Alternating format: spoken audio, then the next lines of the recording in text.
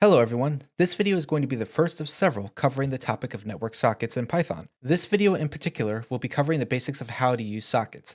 It will also briefly cover some of the potential errors we can run into when using them. But before we get into the actual Python code, I'd like to take a moment to go over some basic information about networking in general for those who are completely new to the subject. But don't worry, this will be very simplified information because otherwise it would take multiple videos to cover the topic. The main information needed to open a network socket is an IP address, a port number, and a protocol. The IP address is pretty obvious. It's how we identify computers on the network. We need the IP address to identify the node that is hosting the server. Port numbers are used to represent the connection endpoint for a specific service. Combined with IP addresses, they allow us to specify the machine and service we want to connect to. There are a total of 65,535 possible port numbers. However, not all of them are available for us to use in our Python programs. For instance, the first 1,024 ports are referred to as well-known ports and are restricted to important services. Some examples include port 22, which is for SSH, port 80 for HTTP, port 443, which is used for HTTPS, and so on. The network protocol is an established set of rules that determines how data is transmitted over the network. There are a number of protocols out there, but we'll be focusing mostly on the Transmission Control Protocol, also known as TCP, as well as the User Datagram Protocol, also known as UDP. TCP requires a connection to be established between two hosts before sending data, and it does this by performing a three-way handshake. And don't worry, you don't have to manually code that part. TCP ensures that data is received in the proper order, performs error checking, and if needed, retransmits any data that didn't make it. This makes TCP a very reliable protocol, but at the cost of increased latency. UDP, on the other hand, does not require an established connection, nor does it provide mechanisms to ensure reliability. But it does have a lower latency than TCP because of this. This makes UDP protocol very useful for time-sensitive applications, since retransmitting data would be more costly than just dropping packets.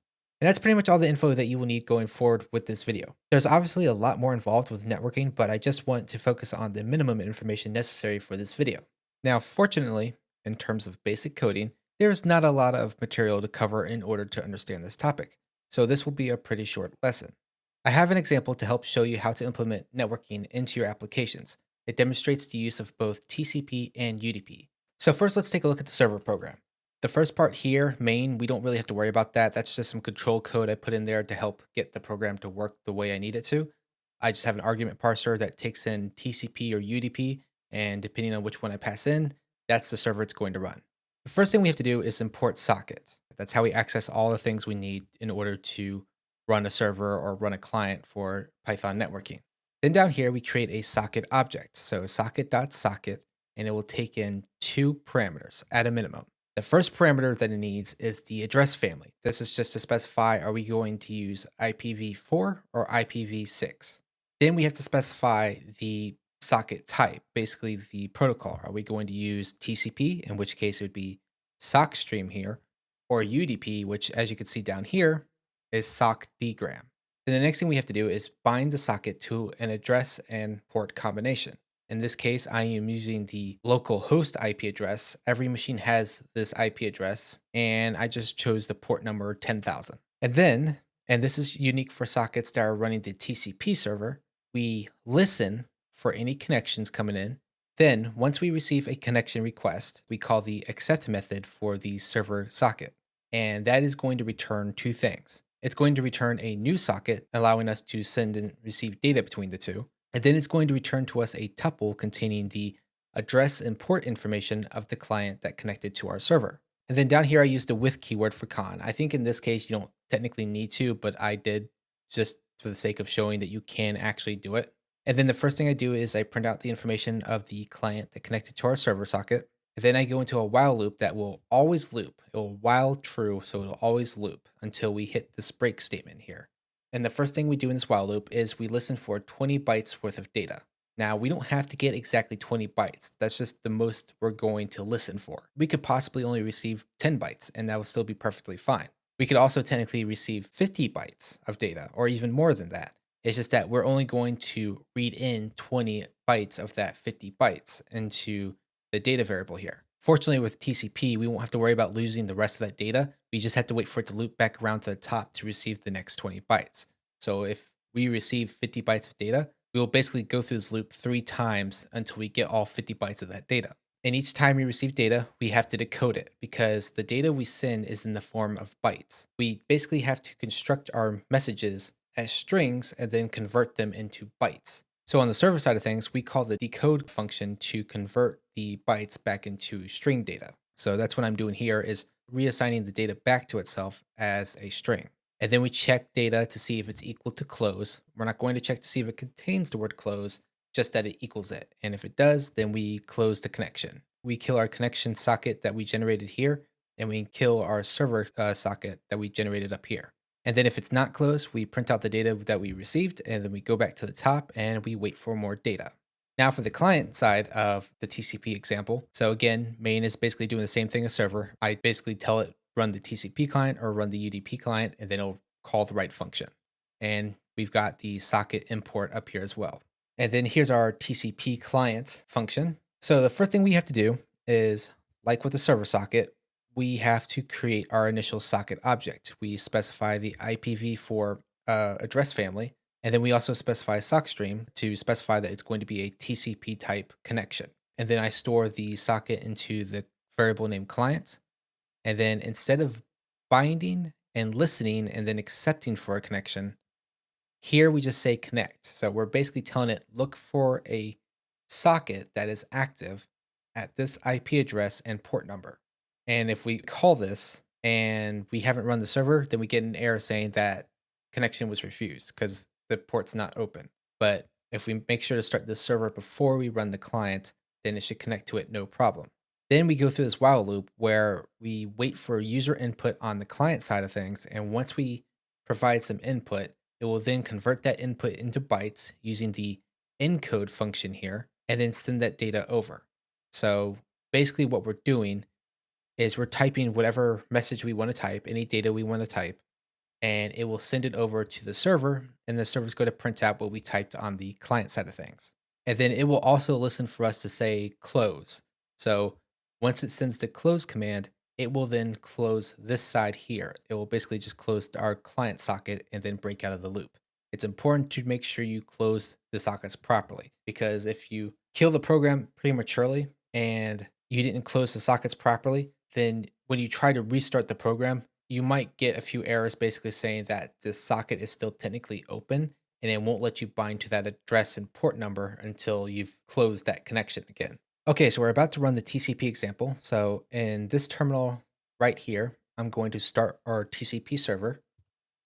We don't really get any output to indicate that it's running, so we just have to assume that it is until I can get the client running. So then I'm going to run the TCP client, and we get a little prompt here to type messages. And then on this side, we get the message saying that the client connected to us from the localhost IP address on this port. So now I'm going to start typing some messages. See, and it prints out hello on this side. Now to demonstrate one thing here. So as you can see, I only receive 20 bytes at a time. So I am going to type something more than 20 bytes, and we're going to see how that prints out on the server side. So I'm just going to type the numbers in sequence a couple of times.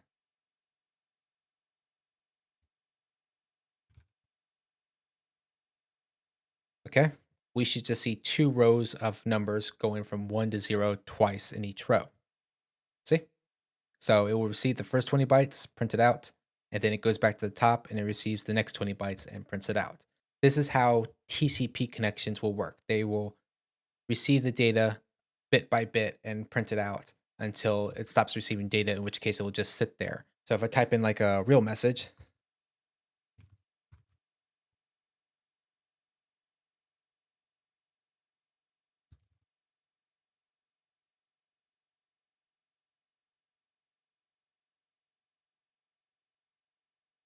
and then hit enter, and it shows up like that.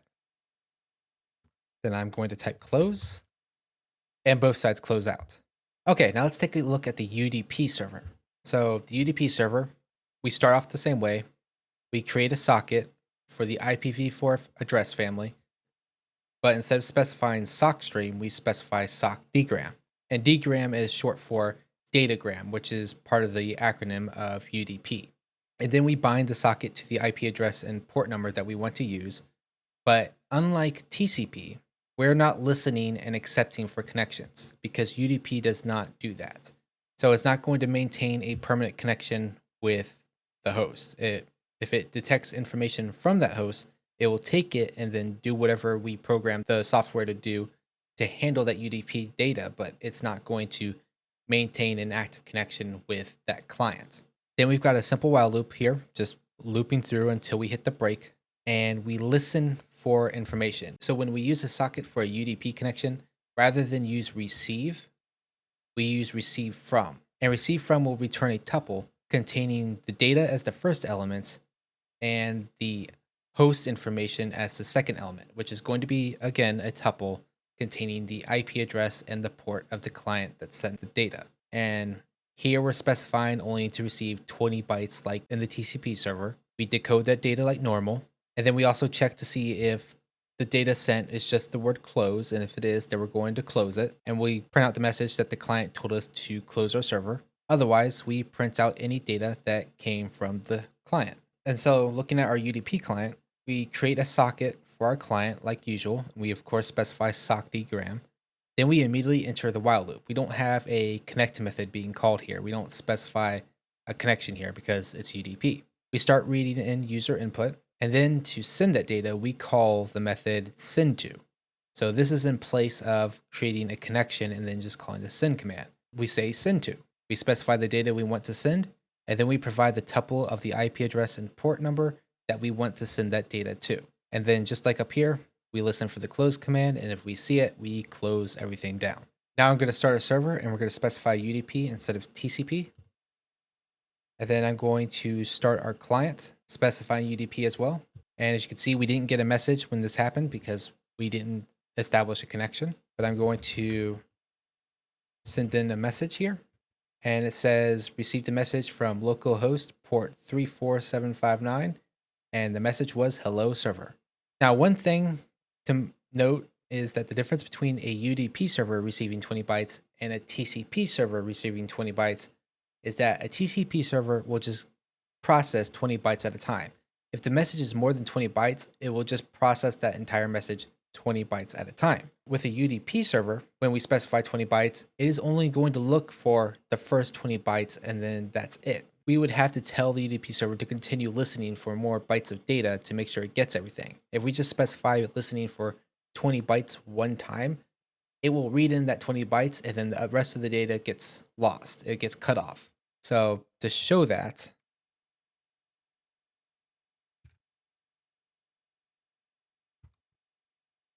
I've got 30 bytes of data here, but we're only going to see 20 bytes of data here. So it should stop right after this 0. See? Actually, you know what? It would probably be better if I do the alphabet.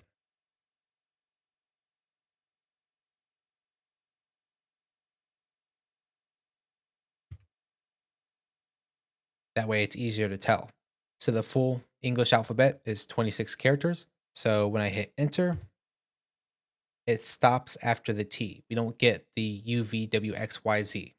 And so that's the basic idea of how you would use sockets to create TCP and UDP connections with your Python programs. Networking introduces a number of new exceptions to worry about.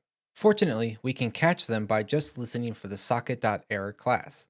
So we're going to look at the client here first for this example. So we've got 3 exercises here. We've got timeout, con for connection, and then broken. So basically what timeout error does is that we can set the timeout for connections. And this generally is for like HTTP requests and stuff like that. And if you can't make a connection or get a response within a specified amount of time, it times out. So we're just going to raise the timeout error because I don't really have a real way of simulating that. Get caught by socket.error. Now I call it socket.error a class, but technically it's not. It's actually just an alias. It's actually to refer to the OS error. So it's just an alias for the OS error. And then for the second exercise, this one I will be able to simulate. We try to simulate trying to connect to a server that is not active. So in this example, we're going to try to connect to a server that's listening on the localhost port 10,000, but that server won't be turned on. So it will come back with a connection error, which it will print out here. And And then finally, we have broken for broken pipe error. This happens when you did have a connection, but then that connection died on the server side of things, and it just took a minute for your client to realize that. So, what happens here is that I will run the server to listen for a connection, and then this will try to connect to it. And as soon as it does connect to it, this server will actually shut off. There's no while loop to keep it in check, to keep it running and listening for data. It just listens for a connection. And once it receives that connection, it closes itself and then the whole program ends. And then this side of things, we have to type in a bit of data before it realizes that its connection was killed. And it will cause the broken pipe error to be thrown. That will also be and that will also be caught by the socket.error. So we'll do timeout first.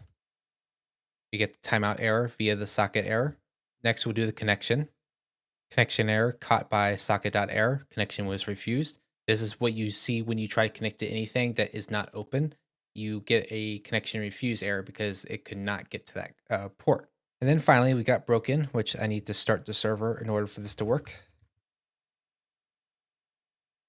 So it's currently waiting for a connection. At the moment we get a connection with our client, it closes, and then we can type some messages before it eventually realizes that, oh, the pipe's broken, I can't send this data. And then it will throw the error here. And that's how you would handle any exceptions that occur when working with networking stuff. The socket.error should cover any exception that might be raised when you're working with sockets. And that's about it for the basics of networking in Python. So I hope you've enjoyed this video and found it helpful, and if you did, then please hit the like button and leave a comment below to let me know what you think. And if you want to see more, head on over to Wayfair Coding Academy channel to check out my other content. And while you're there, subscribe to the channel to stay up to date on new stuff as it comes out. Thanks for watching, and I'll see you all next time.